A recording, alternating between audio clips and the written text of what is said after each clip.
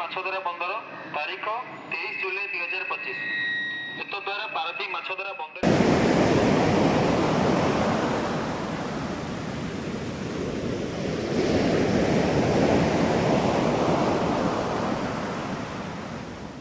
जगतसिंहपुर जिल्लार अन्यतम मुख्य पर्यटन स्थल भाव परिचित एरसमा ब्लॉक अंतर्गत पद्मपुर पंचायत स्थित सियाली बेलाभूमि रे समुद्र जुआर उग्र रूप धारण करिछि।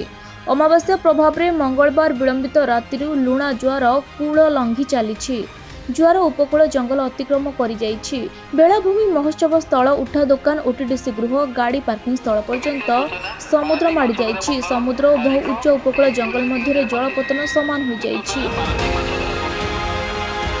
फल समुद्र संलग्न गड़हरीशपुर पद्मपुर आंबिको सियाली शंखा नोलियासाही कलबेदी रामतरा पंचायत 25 ग्रामर लोके आतंकित अवस्था रही। सूचना योग्य 2005 मसीह समुद्र बेलाभूमि ठारू 50 मीटर दूर थिला।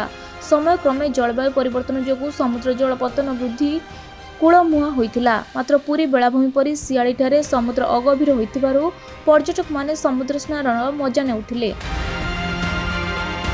बहुत दूर दूरांतरु पर्यटक माने एही स्थल को आसिबारे लागिले। एहाकु विचार को नै 2014 रे राज्य पर्यटन मानचित्र रे सियाली स्थान पाइथिला।